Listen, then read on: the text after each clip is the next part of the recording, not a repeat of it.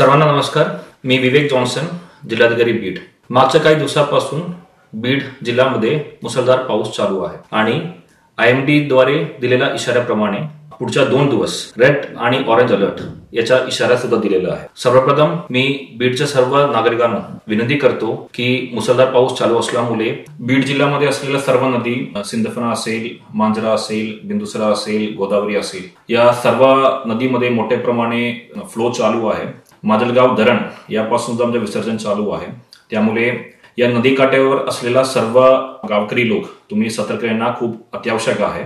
तुम्ही अत्यावश्यक नसेल तर घराच्या बाहेर पडू नका. कुठल्याही परिस्थितीमध्ये पूरग्रस्त रस्ता असेल, पूल असेल, हे तुम्ही क्रॉस करण्याचा कुठलाही प्रयत्न करू नका. या पूर्ण सिच्युएशन हँडल करण्यासाठी आमच्या जिल्ह्यामध्ये सुद्धा एक NDRFचे पथक आणि एक आर्मीचे पथक आपण स्टेशन केलेलं आहे. अत्यावश्यक परिस्थिती असेल आपण आर्मी मार्फत आणि NDRF मार्फत सुद्धा रेस्क्यू मिशन करू शकतो. आणि आपण कुठल्याही प्रकारचा स्थलांतर करायचं असेल, योजना शिफ्टिंग करायचं असेल तर त्याच्या सुद्धा पूर्ण लोकेशन सुद्धा प्रशासनाने आयडेंटिफाय करून ठेवलेलं आहे.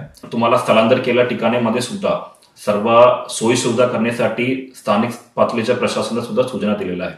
त्यामुळे कुठल्याही परिस्थितीमध्ये तुमच्या गावावर धोका असेल तर तुम्ही प्रशासनासोबत सहकार्य करणं अपेक्षित आहे आणि सुरक्षित स्थळावर तुम्ही स्थलांतर होणं अपेक्षित आहे. तुम्हाला कुठल्याही प्रकारच्या अडचणी असेल, यामध्ये कुठल्याही प्रकारच्या आपत्तीच्या परिस्थिती असेल, तुम्ही या स्क्रीनवर दाखवलेला टोल फ्री नंबरमध्ये संपर्क करू शकतो. त्यासोबत तुम्ही संबंधित तहसीलदार असेल, तलाठी असेल, या सर्वांना 24 तास त्यांच्या मोबाईल चालू ठेवण्यासाठी आणि त्यासोबत कुठलाही परिस्थिती असेल तर आमच्या टोल फ्री नंबरवर संपर्क करण्यासाठी आम्ही पूर्ण सूचना दिलेल्या आहे.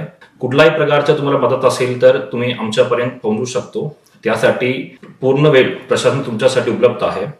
त्यासोबत मागच्या 10 दिवसमध्ये झालेल्या पाऊसच्या पंचनामाच्या प्रक्रिया सुद्धा आमच्या तलाठी स्तरावर आम्ही चालू केलेलं आहे.